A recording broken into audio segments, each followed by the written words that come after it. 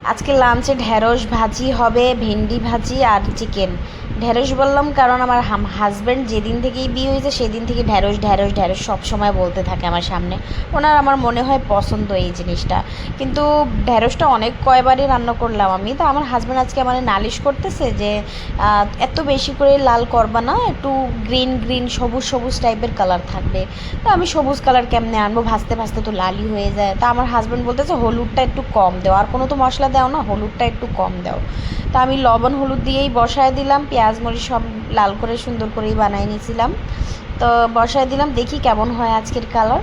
তারপর আমি এই পাশাপাশি বসায় দিলাম চিকেন। ব্রয়লার মুরগি ছিল, আমার হাজব্যান্ড তো আস্তই মুরগি নিয়ে আসছে, এমন এমন কাজ করে আমার হাজব্যান্ড। তারপর ওই কাটতে কাটতেই সময় লেগে গেছে, সুন্দর করে কাটাকাটি করে অর্ধেক রেখে দিলাম ফ্রিজে, অর্ধেকটা রান্না করতেছি। আমরা দুইজন মানুষ, তো বেশি রান্না করলে তো আবার পরের দিন কেউ খায় না, মানে উনিও খায় না, আমি তো এমনিই খাই না। আমাদের বাড়িতে প্রত্যেকটা দিনই রান্না হইতো 3 টাইমই। তা আমার আম্মু এই অভ্যেসই করে রাখছে, আমরা 5 ভাই বোনের, তো ওই হিসাবেই আমি এরকম এখন কম কম করে রান্না করি।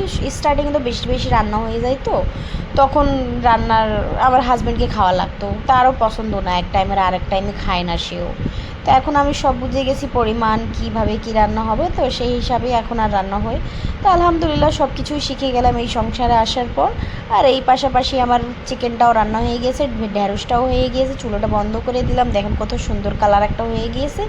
আর আমার আজকের চিকেনটাও অনেক মজা হয়েছিল, হাজব্যান্ড বলতেছিল অনেকই স্বাদ হয়েছে। আপনারা কি বলেন, কেমন হয়েছে কমেন্ট